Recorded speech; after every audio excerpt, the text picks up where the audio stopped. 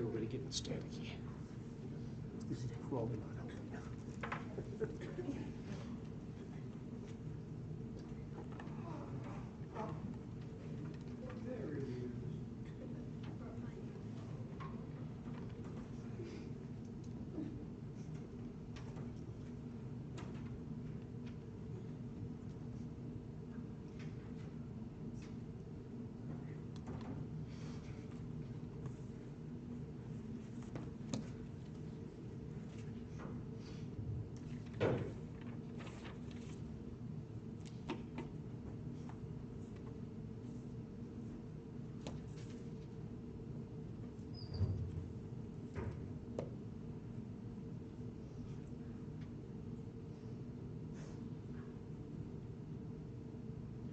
Good morning, everyone.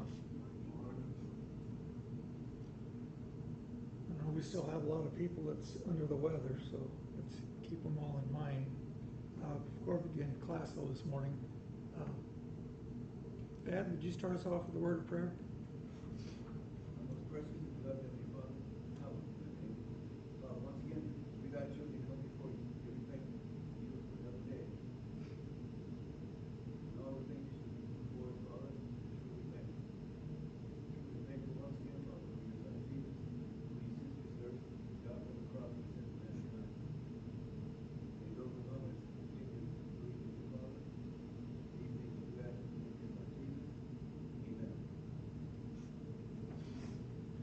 Okay, we are going to start, we should start in Leviticus chapter 2 this morning, but when Chris ended class on Wednesday, he was talking about something, and I want to continue what his thought was. He ran out of time. Big surprise. He ran out of time to finish his thoughts, but I like what he had in mind there. So we were talking from chapter 1, it was about burnt offerings. And in verse 3, they had the option of giving a bull for a burnt sacrifice. And in verse 10, they had an option from the flock, which means sheep or goats. And in verse 14, it talks about turtle doves and pigeons they could give. And that those three different offerings was decided by money, monetary value. Some people had the money to get the bull or had bulls. Some people didn't have as much and have been the sheep or goats. And then the poorer people, which Chris already brought up, would have gave the birds. So what Chris pointed out to us, if we look at, if we look at verse 9, this is talking about the offering for the bull from the herd. It says an offering made by fire, a sweet aroma to the Lord. And in verse 13, which is talking about the flock, the sheep and the goats, it says the exact same thing, an offering made by fire, a sweet aroma to the Lord. And in verse 17, which is referring to the offering of the birds, same thing, an offering made by fire, a sweet aroma to the Lord. So the point was that God does not value the monetary value of the offering. It's the attitude. So he gave people options in the Old Testament, in the law of Moses. Some of them that could afford a bull, then get a bull. If you couldn't, get a sheep or goats. And if you're really poor, yes, just a turtle dove or pigeon. So it was not the monetary value, but it's your attitude because you wanted to give. And that's what Chris was bringing up at the end of class and didn't have time. So I want to talk about that a little bit this morning. Go a little bit further with that. Does anybody have any comments before I move on here? And that should be important to us, should it not? God doesn't care about the value as far as like we do, monetary value. But the value to us, for God, to us, is us. Not what we can give him, because what can we give him that he doesn't need? We can't give him anything that he needs. But he wants us to care for him. He wants us to be with him. The best thing we can do is just follow his word. But let's turn and read from Leviticus. This morning we're going to start off in Leviticus chapter 5. We already talked about there was 3 different types of burnt offerings. Now I'm going to read from Leviticus chapter 5, and we're going to read verse 6 first. Leviticus chapter 5 and verse 6. And Carl, would you read that? And he shall bring his trespass offering unto the Lord for his sin which he has sinned. A female from the flock, a lamb or a kid of the goats for a sin offering, and the priest shall make an atonement for him concerning his sin. So in the law of Moses, if they sinned, there was an offering they were to give. Okay, and that's what we're reading about here in verse 6. And here it was what? What was the offering they were to give for a sin offering?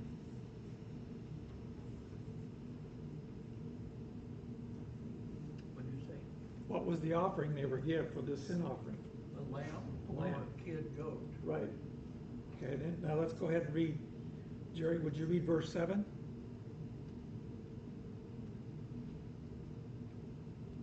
Jerry, yes, verse 7. And if he be able to bring a lamb, and he shall bring him for trespass which he had committed, 2 turtle doves, 2 young pigeons, and then to the Lord one of the sin offering and the other a burnt offering. Okay, verse 7. It's to be a lamb, but if you're not able to get a lamb, here you have the option again of 2 turtle doves or 2 young pigeons. I don't quite understand what's the difference between a sin offering and a burnt offering. I thought they were the same thing. No. No. We're going to be reading about a lot of different kinds of offerings here. Burnt offerings were something they were to do. Matter of fact, they did burnt offerings. Chris brought this up on Wednesday. They did the burnt offerings daily. They did it in the morning, they did it in the evening, and there was other times they would do burnt offerings. This is if you did something wrong, you sin. You go to the priest and say, okay, I sinned, and you've got to give an offering because of that. Go ahead, Carl. I think you mentioned this earlier. If the person didn't have the money or where he could get a lamb or a kid, you get 2 doves or 2 pigeons at a whole lot cheaper price. So he's making provision for the poor people as well as those that could afford it. Exactly, because it says if he is not able to bring a lamb. In other words, he doesn't have the money or he doesn't have the lamb to be able to do this, but he still needs a sin offering. So here God put this in there in the old law too, that he could get 2 turtle doves or 2 pigeons, which is a lot cheaper. And yeah, it comes down to money. But let's continue on here. Let's read verse 11 now. Same chapter, Leviticus 5, verse 11. Summer, would you read that? But if he is not able to bring 2 turtle doves or 2 young pigeons, then he who sinned shall bring for his offering 1/10 of an ephah of fine flour as a sin offering.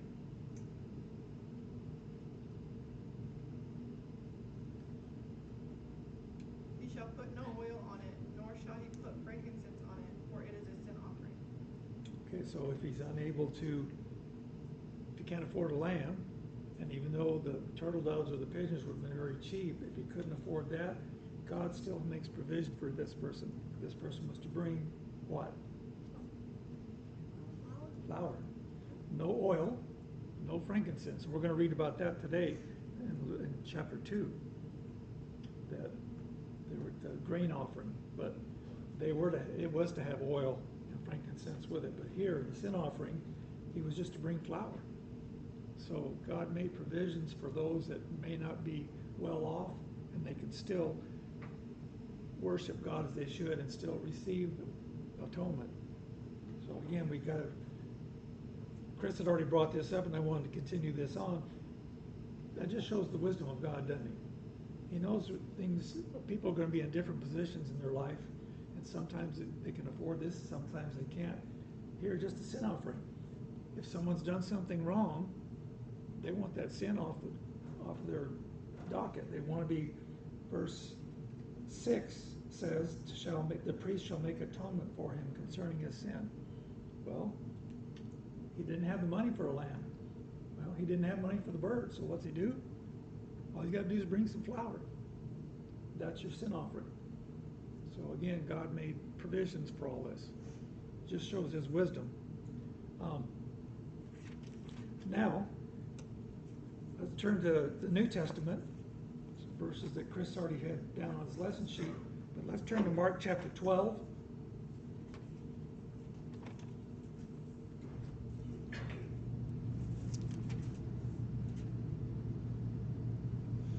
Mark chapter 12, we're going to read verse 33.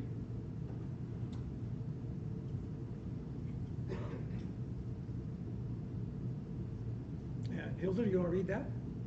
And to love him with all his heart, with all his understanding, with all the soul, and with all the strength, and to love one neighbor as another, is more than all the whole burnt offerings and sacrifices.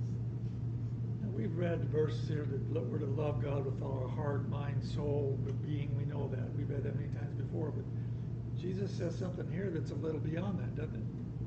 Loving God the way we should and loving our neighbor is what? It's worth more than all the burnt offerings and sacrifices, period. So what's that mean? Are the burnt offerings and sacrifices important? Well, of course, because God told us to do it. But the most important thing to God is to love him and love our neighbor. That's more important than all the rest of that.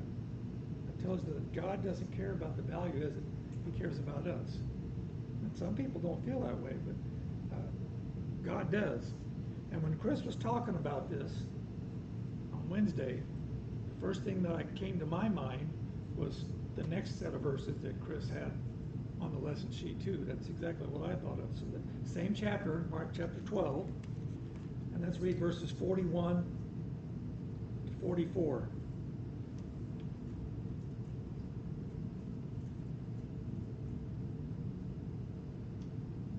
And Chris, would you read those? Now Jesus sat opposite the treasury and saw how the people put money into the treasury, and how many who were rich put in much. But one poor widow came and threw in 2 mites, which make a quadrans. So he called his disciples to himself and said to them, Surely I say to you that this poor widow has put in more than all those who have given to the treasury, for they all put in out of their abundance, but she out of her poverty put in all that she had, her whole livelihood. You have a comment? What just shows that God doesn't care about necessarily the monetary value. It's a matter of the heart. And if we give a bunch, but we don't have the heart, and we're not doing it out of a love for God or a love for others, then all that we give doesn't matter at all. And that's exactly the connection that we found in the previous passage there back in verse 33. You can worship God, you can serve God, you can give to God everything, but if you don't do it out of love, it doesn't mean anything. And you take that over to 1 Corinthians 13, and you look at the first 3 verses, if I have all these tongues, if I have all this faith, if I give my body to be burned, but have not love, it profits me nothing. Yes. And this is, Jesus was sitting there watching the people come and give their money, right? He sat opposite the treasury and saw how the people put money in. He was watching this happen. And then he sees this poor widow. She comes up and she gives 2 mites, which is not very much. He could have just sat there, because he knew he's the Son of God, so he knew what she had and how much she gave and how much of that was, how much it hurt for her to give what she did. He made the point of calling his disciples over. He called his disciples to him. He's sitting there watching this happen, and he calls his disciples, saying, come here. See that woman right there? She gave more than all these people that's given all this money. She gave more than all of them because she gave everything she had. He made that point to tell them. He wasn't just sitting there and watching and knew what had happened. He wanted his disciples to know that too. For why? Because it's not the money that's important. It's the attitude.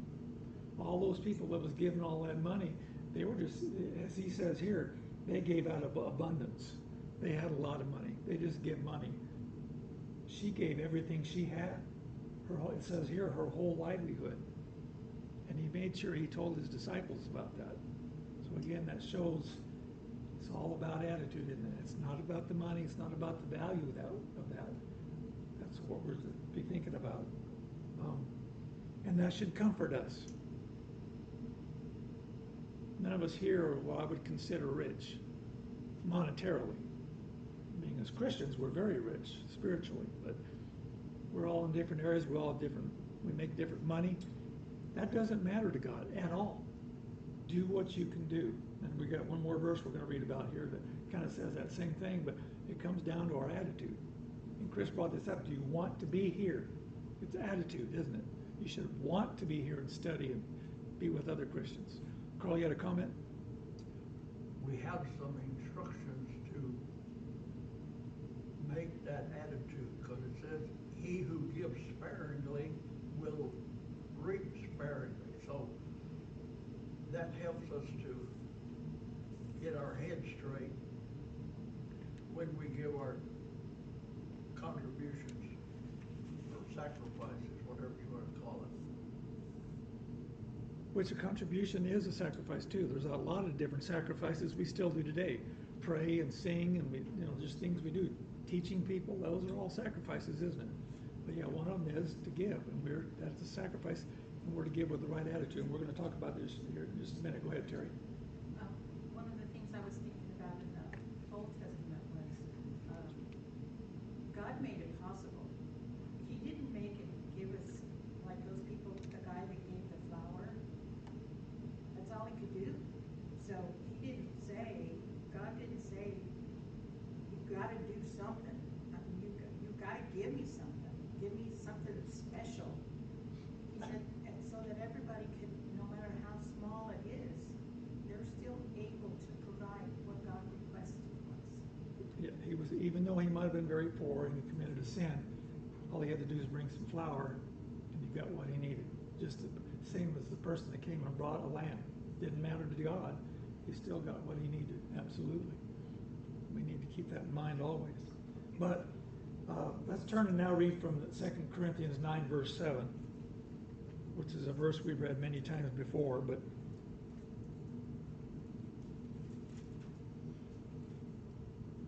2 Corinthians 9 and verse 7. And Jim, would you read that? What verse? 2 Corinthians 9, verse 7. 7. 1 Corinthians 9? 2 Corinthians 9, verse 7. Okay.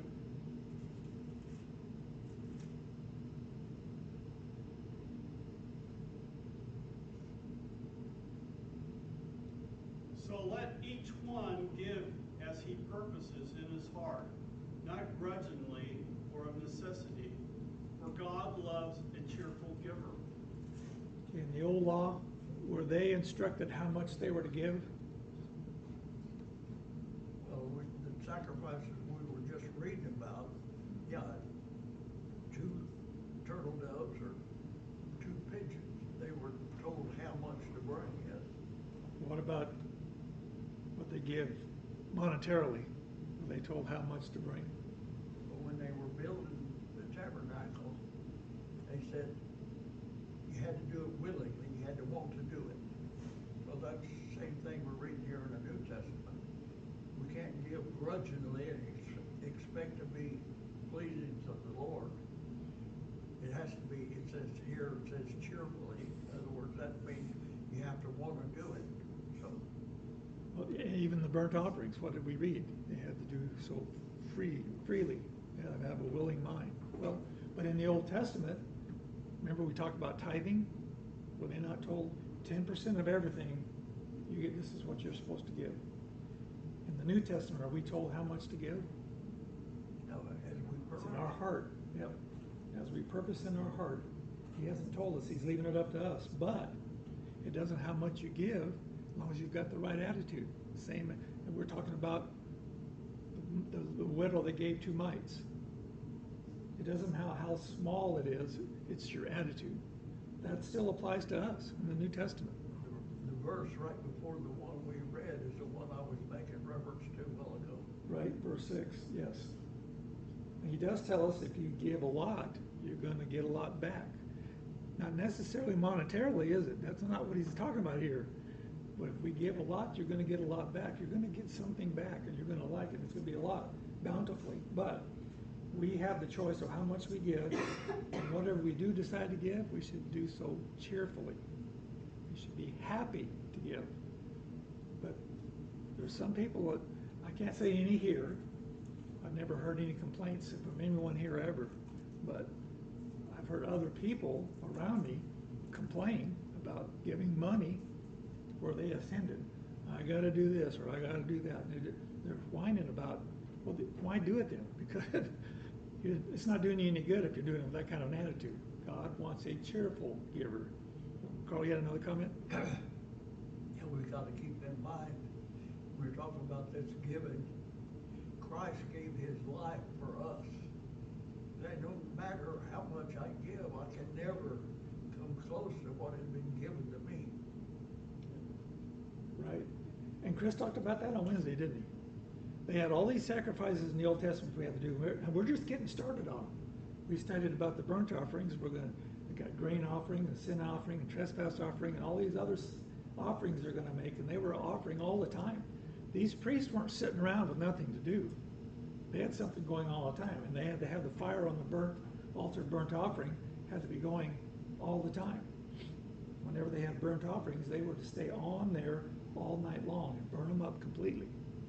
Priests were busy doing all this because all these offerings had to be done. We don't have to do that, do we? One offering. Jesus came, done. One time for all. It's over with. So we should be very thankful for that. We should, it shouldn't bother us at all to give back a little bit to God after everything that we've got from him. And because of his son Jesus coming and dying for us. But sometimes people still get poor attitudes. But anyway, any comments on this? I thought there were some really good thoughts that Chris didn't get to, and I wanted to talk about it myself this morning. That's a really good point. God doesn't care about the value of it. Value is our attitude. That's what he cares about. And our love for him and our love for our fellow man. And we're told to have a job. And why? So we can give to those who have need. So we need to work and make money for our family, and that way we have money to give to those that God wants us to. But no comments? Go ahead, Chris. It also shows us that God is no respecter of persons. And so it doesn't matter if we see people and we treat people differently based upon their net worth. And based on how they dress, someone that dresses really nice and has expensive clothes, and it's going to get different treatment than someone who comes in with rags. And generally speaking, in society, and God does not do that. God treats everyone exactly the same. And when you turn to James chapter 2, that's exactly what he instructs us to do. God's no respecter of persons. He doesn't treat anyone differently based on their net worth, and neither should we. But when Jesus came to the earth, the Jews were still under the old law, right? What were the Pharisees doing? What did Jesus say they were doing? You see somebody that comes in with nice clothes and you put them up in the highest places and exalt them, and the poor man, you guys sit here on the floor. You sit at this guy's foot. That's how they were treating people. That's not how we're to be. And that's not how God wanted them, but that was their attitude. And Jesus talked about that all the time he was here, didn't he? Attitude, how you treat people, and how the Pharisees and scribes didn't treat people the way they should. He was on them all the time. Okay, let's go ahead and move into Leviticus chapter 2 then. And we won't get very far, I see. But that's okay. Let's start off this morning by reading Leviticus 2, verses 1 through 3. Leviticus chapter 2, verses 1 through 3. And Leo, would you read those? When anyone offers a grain offering to the Lord, his offering shall be of fine flour, and he shall pour oil on it, and put frankincense on it. He shall bring it to Aaron's sons, and bring the priests, one of whom shall take from it his handful of fine flour, and oil with all the frankincense. And the priest shall burn it as a memorial on the altar, an offering made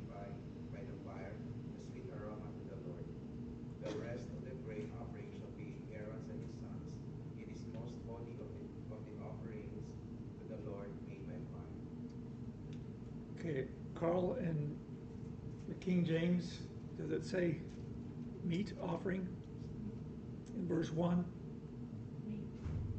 It's called a meat offering there in the first verse. Right. But it wasn't animal flesh, it was flour of some kind. Yeah, it's talking about something to eat. It's used differently back then than the way we use it now. When we say meat, we think of meat, beef, steak, ground beef, whatever. In the old King James, it says meat offering. It's not talking about meat the way we use it today. It's just talking about food. And here specifically, from what we see it's made out of, we know it's not talking about meat, is it? You might say meal, but yeah, the New King James translates it grain offering, and that's exactly what we're talking about. They use flour. Go ahead, Carl. You gotta remember that part of these sacrifices go to Aaron and his sons. All of these, Aaron and his sons, they all had families. So the priest didn't eat all of that meat himself. It was his family was taken care of, because the Levites didn't have herds and sheep and goats and all of that kind of stuff. But their families, they were all taken care of by what was left over from these sacrifices. Yes, God made sure that priests were taken care of and their families between animals they were to give and flour and grain and everything. First fruits, that included wheat and barley and all that. So yes, but first thing I want to talk about this morning, when anyone offers, okay, this is offer, right? And we talked about this before on the burnt offerings, that it was voluntary, right? But let's look at, let's turn back to chapter 1 and let's reread verse 3. Leviticus 1 verse 3. And Terry, would you read that? If his offering be a burnt sacrifice of the herd, let him offer a male without blemish. He shall offer it of his own voluntary will at the door of the tabernacle of the congregation before the Lord. Okay, in chapter 2 verse 1, when anyone offers. In chapter 1 verse 3, let him offer. He shall offer. Now when someone says the word offer, maybe you're not that way, but when I read this, to me, the word offer means something you give somebody else, right?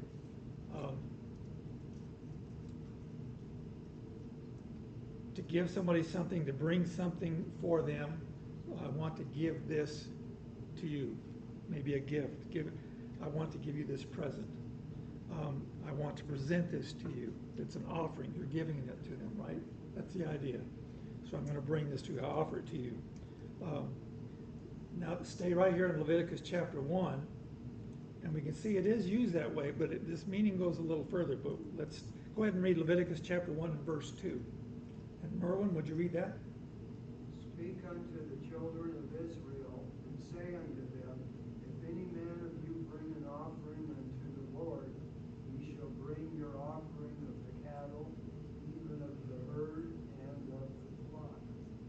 Okay, and this in verse 2, sorry, the word here that was translated offer on those other two verses we just read, in verse 2 here it's translated bring. Same Hebrew word, but instead of translated offer, here it's translated bring. So that does give the idea. I'm bringing you something. I'm offering something, like a gift. Because I'm running out of time, I was going to read it, but we'll just take, if you look in verse 10, again, the same thing. Same Hebrew word, but here it is translated bring. So yeah, that is true. It is used that way. I'm bringing you something. But now let's look at chapter 2 and verse 8. A different word is used. Leviticus 2 and verse 8. And Tina, would you read that? And thou shalt bring the meat offering that is made of these things unto the Lord, and when it is presented unto the priest, he shall bring it unto the altar. Okay, the same Hebrew word that was offer on the others, and then the last one we read was bring. Here it's translated presented.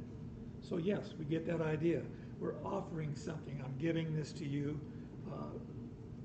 we can't offer anything that God didn't give us first, but I mean, they were offering to God, offering it free will. This is, I'm giving that to you. But the word means a little bit more than that. That is all is true, and the Bible uses it that way, but the word means a little bit more than that. Go ahead, Merwin. Well, when we talked about what you purpose in your heart, in other words, pre-planned, I mean, you don't just all of a sudden, when you give, just say, oh, I'm going to, it's pre-planned. This is the same thing when they said bring, it didn't say go get.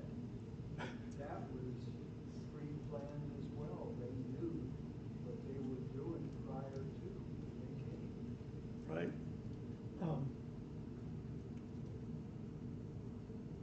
Everyone that served on the Lord's Supper at one time or another, and I don't want to be too critical here, but we've all seen people at the last second, they're digging them through trying to find some money.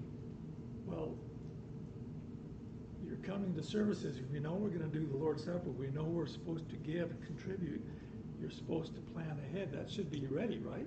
Not the last second, oh, I got to get something out of my wallet here. And they're trying to find a 1 because they don't want to give a 5. But we've all seen it, haven't we? That's not the way it's supposed to be. Huh? Asking for change. So attitude, yes, attitude. But this word, that does mean to give. I've already said it's used that way, but it also means to approach, to draw near or come near. Okay, let's look at Exodus chapter 14 and verse 10.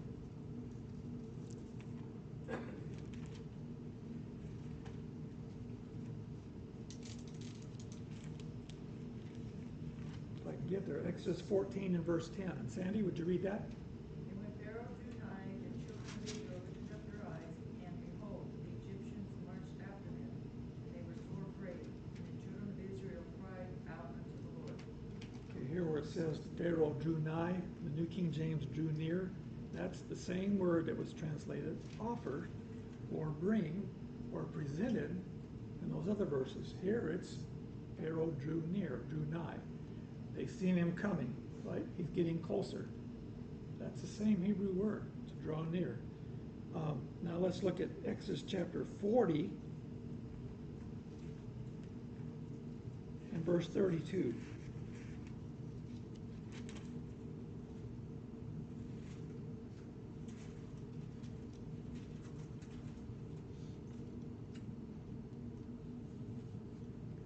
And Jeff, would you read that? Exodus 40, verse 32.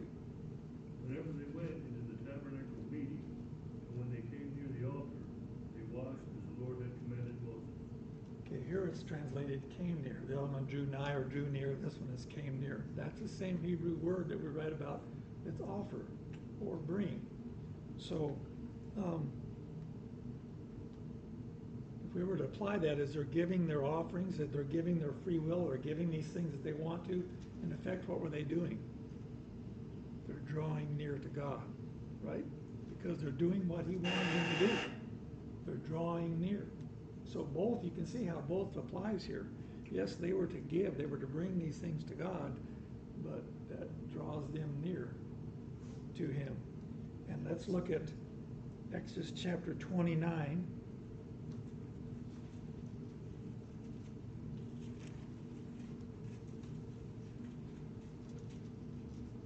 Exodus 29, and we're going to read verses 42 and 43. And this kind of says the same thing of what we're talking about here. Exodus 29, verses 42 and 43. And Dad, would you read that? This shall be a continual burden, offering throughout the year, throughout your generation as a Lord, tabernacle, congregation before the Lord, where I will meet you, speak there unto thee, and there I will meet the children of Israel, and the tabernacle will be sanctified by my glory. So they come there, what's happening? It says verse 42, where I will meet you to speak with you. Verse 43, and there I will meet with the children of Israel. So when they came to offer their offerings, yes, they were to give, but they're also drawing near to God, weren't they? They were going to the tabernacle. On top of the spiritual benefits of drawing near that way, but actually physically that can be applied too. They were physically drawing near to God, and God met them there at the tabernacle. So I thought that was interesting. Now let's turn to Psalms chapter 145.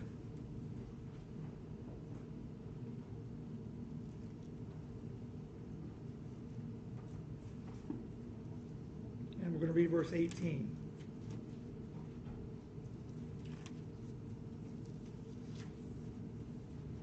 Psalms 145 and verse 18. And Bob, would you read that? Say it again. Psalms 145 and verse 18.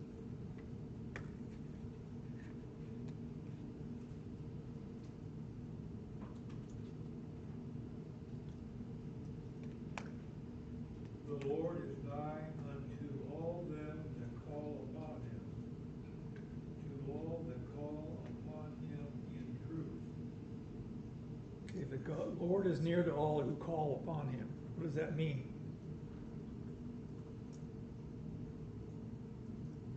Well, it says that's not where it stops. They'll call upon him in truth, the way he said. We're told in the New Testament, when we ask something of God, ask in faith. If we doubt, we're not going to get it anyway. So here, that's kind of what it means here, according to God's will, in truth. Yeah, if we're doing what he says, if we're obeying, he is near us. That's what this is saying, isn't it? In the New Testament specifically, when it says we're calling on the Lord, that means obeying, doesn't it? Here, the Lord is near those that do what he says. Those that are following the truth, they're obeying, the Lord is near them. That's kind of what we're talking about. The Israelites they drew near to God in that way. Before I run out of time, let's turn and read from James chapter 4 and verse 8.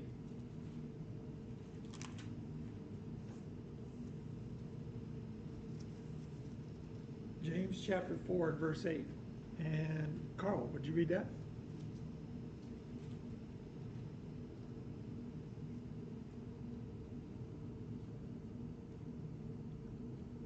Carl, would you read that? James 4 verse 8. Draw nigh to God, and he will draw nigh to you.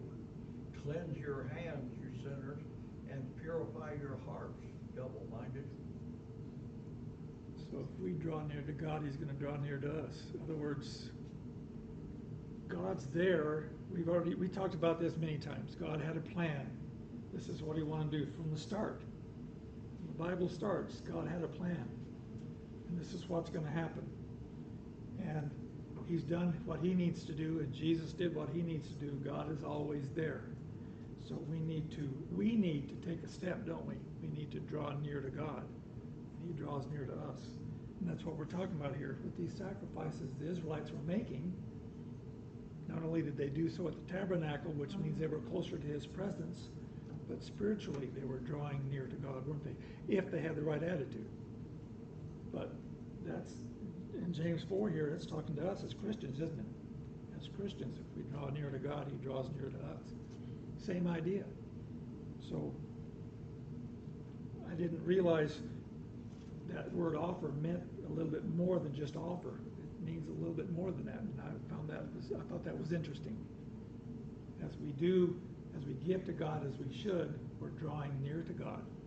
The Israelites were, and that still applies to us, doesn't it? When we come here and pray to God and we sing and we worship him and study his word, we do what he tells us to do, those sacrifices. Are we drawing near to God? Yes. That means he's drawing near to us. Any comments on any of this?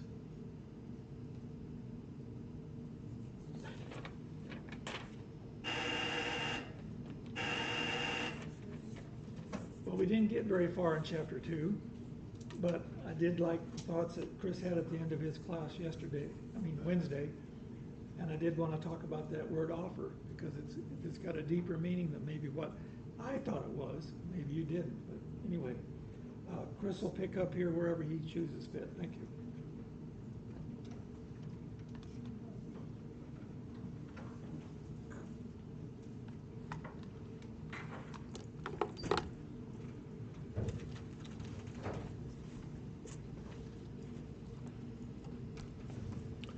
All right, it was a good class.